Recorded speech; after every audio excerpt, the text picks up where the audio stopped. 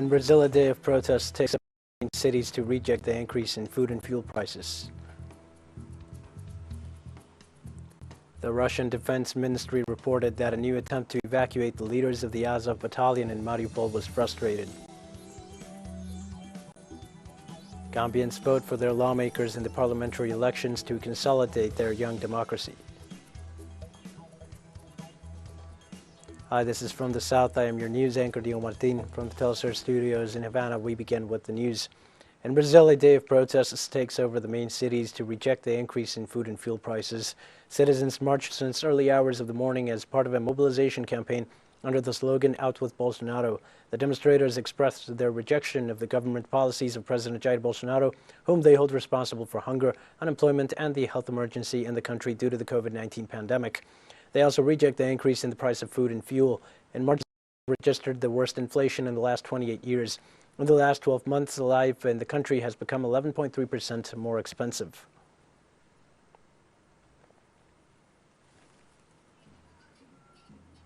In Peru, after several days of demonstrations, the Congress passed a measure on Friday that temporarily exempts sales taxes on basic food items as a way to reduce the effects of inflation. The measure was passed with 97 votes in favor, 9 against, and 2 abstentions. The objective of the measure is to benefit Peruvian families, and its impact will be seen in items such as chicken, eggs, milk, wheat flour, sugar, and meat products. The regulation provides for the creation of a mechanism for the use and refund of the accumulated tax credit, with which the purchase of raw materials, supplies, and other services used in the production of exempt foodstuffs would have been taxed. The approved regulation will be in effect from May 1st to December 31st, 2022.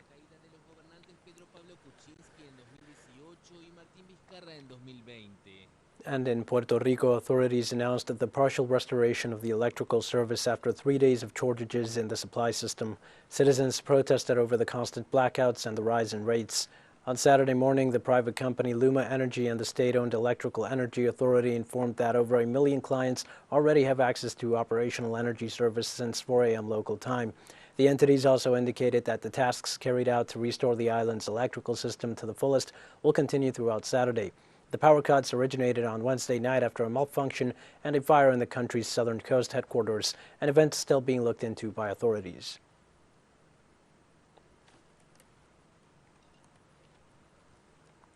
In this context, the social movements of Puerto Rico demonstrated on Friday in front of the offices of the Electrical Power Authority in rejection of the increase in electricity rates and blackouts in the country.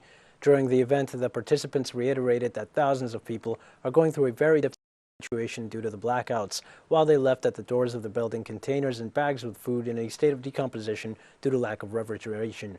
The citizens demanded that the governments revoke the contract with the operating company Luma and implement a transformation of Puerto Rico's electrical system.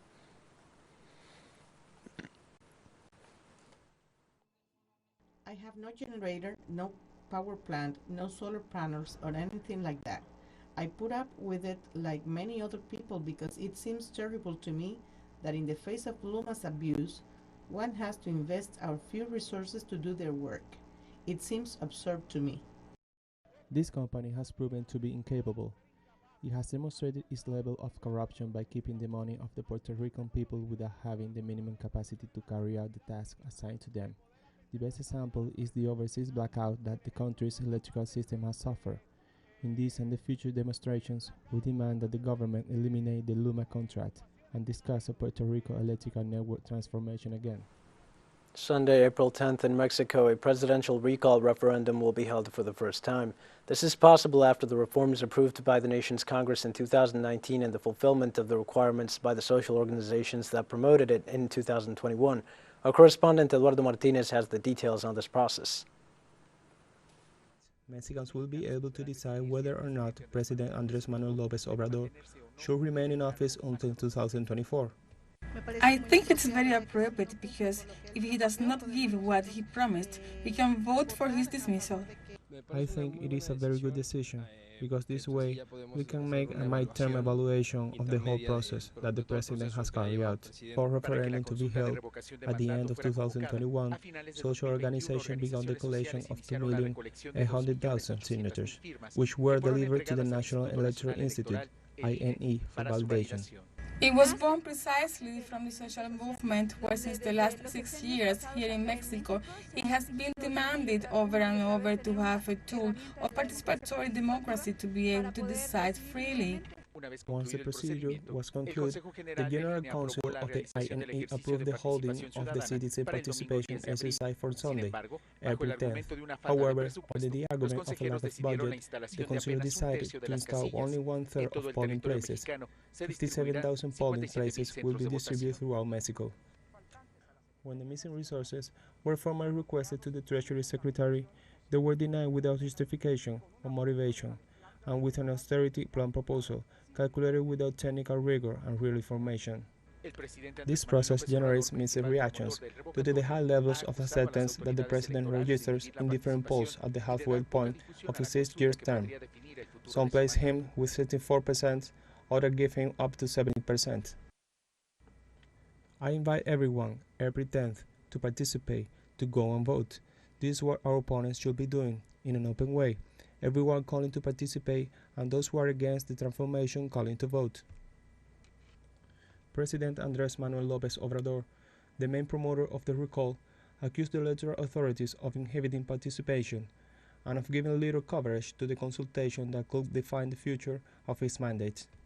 If this recall exercise has existed, for example, in the 6-year term that began in 2000 and ended in 2012, when Felipe Calderón was in office, the people who have had for it to be done and the people who have voted, and the same will have happened with Enrique Peña Nieto and many other previous 6-year terms. The electoral roll is made up of almost 93 million Mexicans who will be able to cast their vote.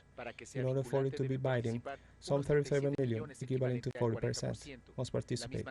On Sunday night, the electoral authority will announce a result based on the term which by that time will be irreversible. Eduardo Martínez, teleSUR, Ciudad de México. We're going to take a short break now. Please join us again after this.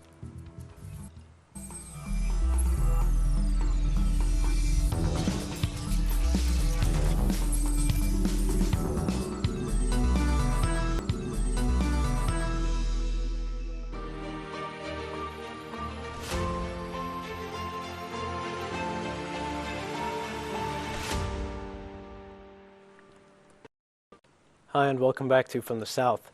The Russian Defense Ministry reported the failure of a new attempt to evacuate the leaders of the Azov battalion in Mariupol. The official representative of the Ministry of Defense of Russia Division General Igor Konashenkov reported that the Russian fleet shot down a Ukrainian cargo ship on Friday night. The official explained that the vessel sailed under the Maltese flag from Taganrog Bay to the Kerch Strait, then abruptly changed course and tried to make its way to the seaport of Mariupol. According to Konashenko, it was there where ships of the Black Sea Fleet and the Border Patrol opened artillery fire on the vessel after receiving no response to their demands to contact through the international channel. The impact caused a fire in the vessel's rear. However, the Defense Ministry representative noted that there were no injuries among the ship's crew members.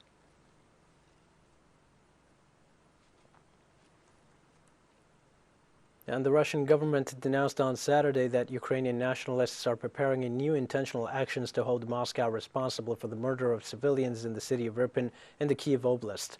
Russian Defense Ministry spokesman Igor Konashenkov denounced that agents of the Ukrainian Security Service plan to transfer bodies of civilians who perished after Ukrainian artillery attacks from a morgue to the basement of a building outside the city. He also said that they are planning another staged action in a forest in which they would have presumably killed members of a Russian reconnaissance group which would have been sent to Irpin to kill witnesses of alleged war crimes by Russian troops. The purpose of such staged actions would be to prepare videos to be broadcast through Western media.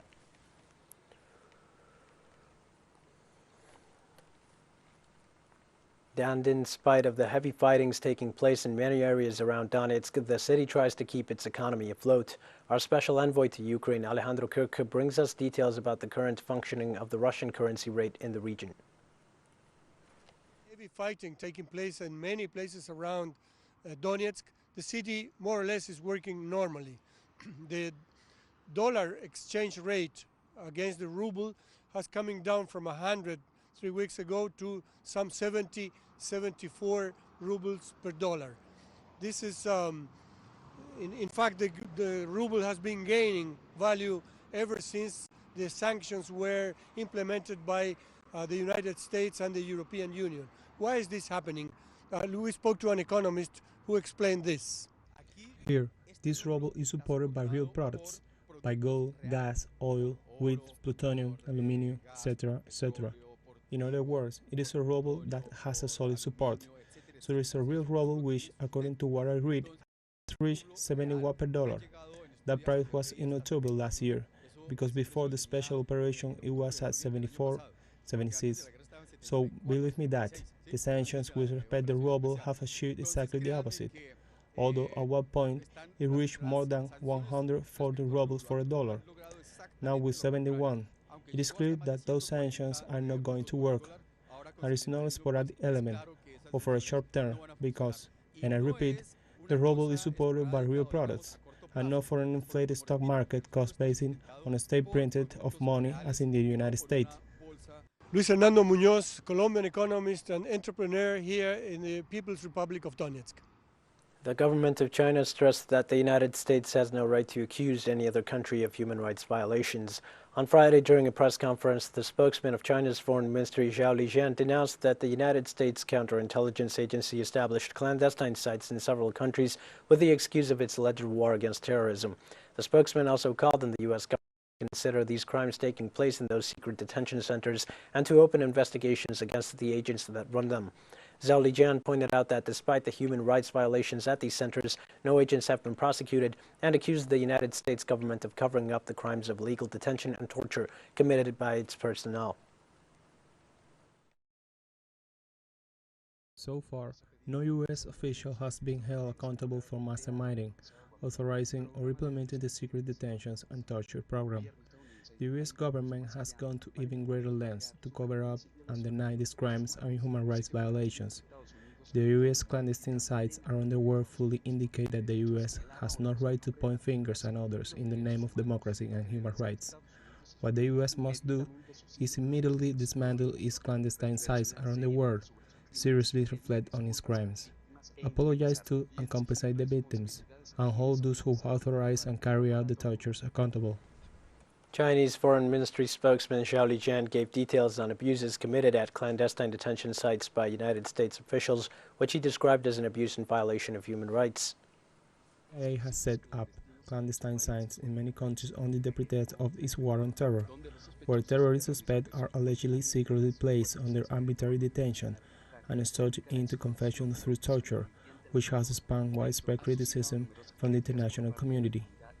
The notorious Guantanamo Bay camp, the background prison in Afghanistan, and the Abu Ghraib prison in Iraq are all involved in prisoner abuse scandals, with the use of brutal and gruesome enhanced interrogation techniques, such as waterboarding and sleep deprivation.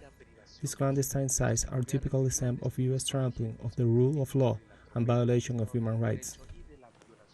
France closes the electoral campaign for the first round of its presidential elections, a quite open appointment in which the polls indicate Emmanuel Macron and Marine Le Pen are the two most voted forces.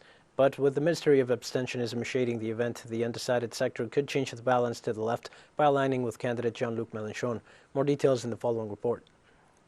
Preparing for the polls to be held again this Sunday, with candidate Emmanuel Macron seeking a second term in office after 5 years marked by yellow vest protests, neoliberal policies and the pandemic management. We see more and more in the polls that Marine Le Pen and the extreme right are getting higher and higher. And today the only candidate who can stand up to this is Emmanuel Macron. And not only voting for someone against the extreme right, but because he truly has a project, a vision for France. He's the only one who during the crisis today and during the crisis in Ukraine makes of Europe not only a resource, but really the resource par excellence. The far-right Marine Le Pen appears second in the polls and is emerging as Macron's rival in the ballot on April the 24th. Her former parliamentary advisor meets us in a cafe in the center of Paris to analyze the change of direction of the candidate who has renamed the National Front and is presenting herself as a moderate after losing the 2017 elections. Marine Le Pen, as of 2018, changes her political strategy, withdraws from the exit of the European Union, withdraws from the exit of the euro, withdraws from the more sovereign line, that is to say in favor of an authentic democracy in France, and there begins an important turn towards more right-wing, this is that to say authentically liberal, even at the time giving up retirement at 60, although she has gone back to that issue, but for a while she had doubts, and then she has made a very important turn, that is the Congress of the National Front of 2018. Out of the 10 remaining candidates, Jean-Luc Mélenchon is the only one with a chance of making it to the second round, and he is presented as the candidate of the useful vote in a divided left that could hold back the right. In the last poll conducted, Mr. Emmanuel Macron is in the first place, followed by Marine Le Pen and then Mr. Mélenchon, with 17% of the votes. Mélenchon must beat Marine Le Pen in the remaining days in order to make it to the second round on April 24th.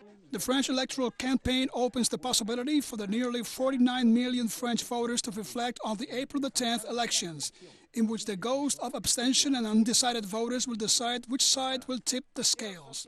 France closes an intense electoral campaign in which the results are still open, although polls point to a second round between Emmanuel Macron and the far right, Marine Le Pen is assured. Sergio Rodrigo y Carlos Gil, teleSUR, París. We have more news coming up after a final short break. Please stay with us.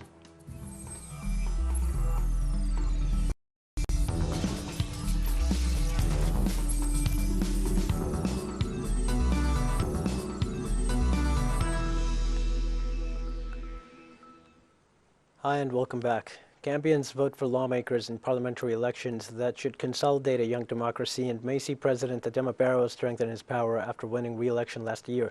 The country uses a unique system where voters cast their ballots using marbles. Voters in the small and impoverished West African state will renew the unicameral National Assembly's 58 seats for a 5-year term. The single-round vote will choose 53 lawmakers, while Barrow, serving a second 5-year term after last December's electoral victory, will name the 5 others, including the parliament's president. Polling stations are due to open at 8 a.m. local time and close at 5 p.m. An uneventful month of campaigning concluded on Thursday evening, and results are expected on Sunday.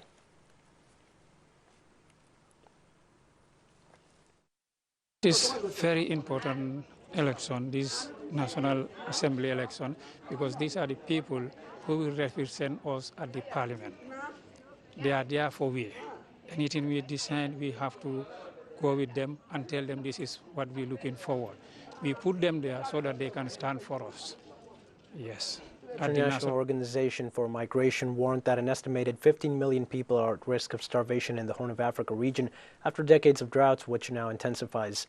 The global migration entity reported that extensive populations in Kenya, Somalia, and Ethiopia could suffer from lack of food from mid-2022 onward. The figures report the death of 1.4 million heads of cattle and the loss of thousands of hectares of food crops due to lack of water caused by extreme weather conditions. The situation is part of the ongoing security crisis facing the region, which is also experiencing mass high school dropouts and forced displacement rates. After 3 failed rainy seasons, the Horn of Africa is in the midst of a severe drought affecting up to 30 million people. Southern Ethiopia, northern Kenya and Somalia are affected, with cattle dying, crops failing and population being forced to flee their homes. The government of Iran presented new high-tech nuclear products on the occasion of the 16th anniversary of the National Nuclear Technology Day. A ceremony on the occasion of this anniversary took place on Saturday in the capital, Tehran, with the presence of the president of the country, Sayed Ebrahim Raisi, the head of the Atomic Energy Organization of Iran, Mohammad Eslami, and other officials. In his speech delivered at the event, Eslami expressed his satisfaction with the 77 achievements made since last year in Iran regarding the production of nuclear energy. The authority also presented 9 high-tech nuclear products, of which 3 are in the field of radiopharmaceuticals, 2 in the field of plasmas, and the other 4 are in the fields of lasers, control systems, and photography. In an address at the same ceremony, the Iranian leader described Iran's knowledge and technology in the nuclear sector as irreversible, reiterating the right to use that energy for peaceful.